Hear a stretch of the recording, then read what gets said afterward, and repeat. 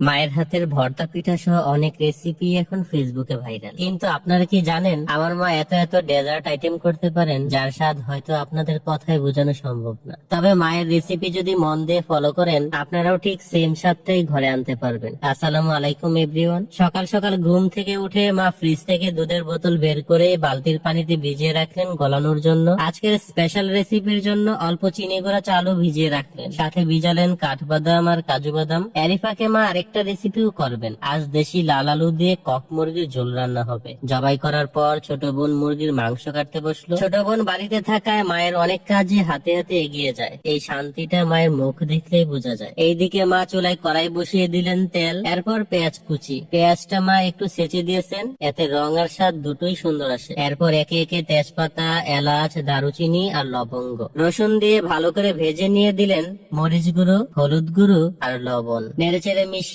তারপর আদা বাটা, জিরা গুঁড়া আর গোলমরিচের গুঁড়া ভালো করে কষিয়ে মাংসগুলো ঢেলে দিলেন। ঢাকনা চাপা দিয়ে প্রায় 10 মিনিটের মতো কষানো। আলুটা মা মাঝ বরাবর কেটে দিলেন, এতে মশলা আলুর ভেতরে ভালো করে ঢুকে আর তাড়াতাড়ি সেদ্ধ হয়। কিছুক্ষণ কষানোর পর পরিমাণ মতো ঝোল, আবার ঢাকনা চাপা, না বেশি পাতলা না বেশি ঘন। এরপরই শুরু হলো আজকের স্পেশাল রেসিপির অংশ, মায়ের হাতের ফিরনি। হাঁড়িতে দুধ ঢেলে আগুন ধরিয়ে মা চুলায় বসালেন। গরুর দুধের সাথে মা গুঁড়া দুধও মেশাবেন। অনেকটা পরিমাণ গুঁড়া দুধ মা পানিতে ভালো করে গুলে দুধে ঢেলে দিলেন।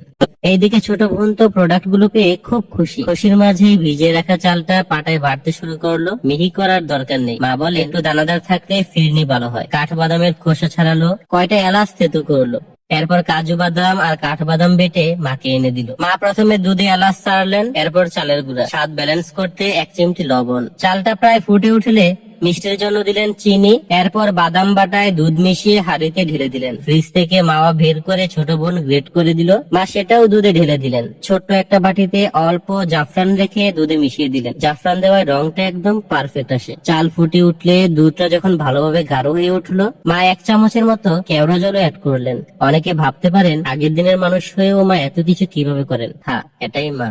মা যে নতুন কেউ মন খুলে আপন করে নিতে চান। এরপর মা শুরু করলেন তালের পায়েস। দুধ আগে ভালো করে জাল করালেন। তালের পায়েসের জন্য সাবুদানাও ভিজে রাখা ছিল, সেটা দিয়ে দিলেন। প্রতি বছর মা তালের সিজনে ফ্রিজে তালের রস সংরক্ষণ করে রাখেন, আর সুযোগ পেলেই সেই রস দিয়ে নানান রেসিপি বানান। এরপর দিলেন তালের রস। ফ্রিজ থেকে বের করে তালের রসটা মা আগে জাল করে রেখেছিলেন। এরপর দিলেন কিশমিশ আর কুড়ানো নারকেল। আজ মায়ের করা প্রত্যেকটা রেসিপি এতটা মজার হয়েছে বোঝানোর ভাষা নেই। আচ্ছা, আজকের রেসিপি গুলো আপনাদের কেমন লাগলো কমেন্টে জানাবেন। আমার এই ভিডিওটি যদি ভালো লেগে থাকে অবশ্যই শেয়ার করবেন, আর যারা এখনো আমার পেজটি ফলো করেননি প্লিজ ফলো করে দিবেন কেপিস কুকিং ব্লগ। সবাই ভালো থাকবেন, সুস্থ থাকবেন। আল্লাহ হাফেজ।